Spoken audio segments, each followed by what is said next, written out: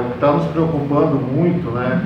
E por isso que eu vim com essa fala, a gente está aumentando muito o nosso trabalho, aumentando a nossa vigilância na cidade. Isso está demonstrando que o nosso serviço está sendo eficaz, mas pelo outro lado a gente está aumentando muito o número de diagnóstico. Infelizmente o nosso diagnóstico aumentou muito e o que a gente está observando nesses novos diagnósticos que a gente está realizando aqui na cidade é que muitos ocorreram por confraternizações, por festas, por churrascos, por almoços em família.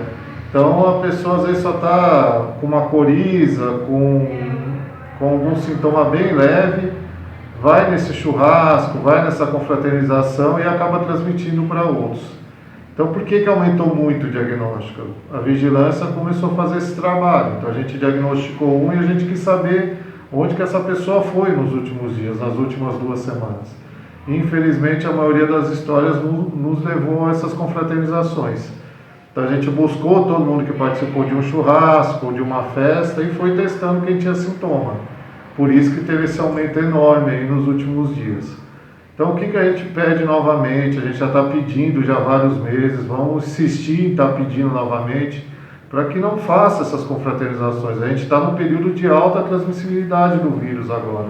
Então o vírus está transmitindo muito de pessoa para pessoa na nossa cidade. Então é um momento, mais do que nunca, de a gente evitar essas confraternizações, essas festas, esses churrascos. A gente vai ter hora para isso no futuro, mas a hora não é agora. Esse é o pior momento para a gente estar realizando isso.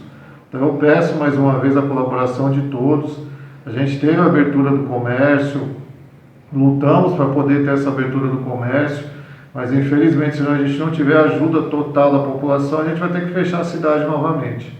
E isso nós não queremos. A gente queria que ter liberdade para todos, mas se continuar poucas pessoas pensando com seriedade em frente à doença e muitas pessoas não pensando com essa seriedade, o que não é ser sério nesse momento?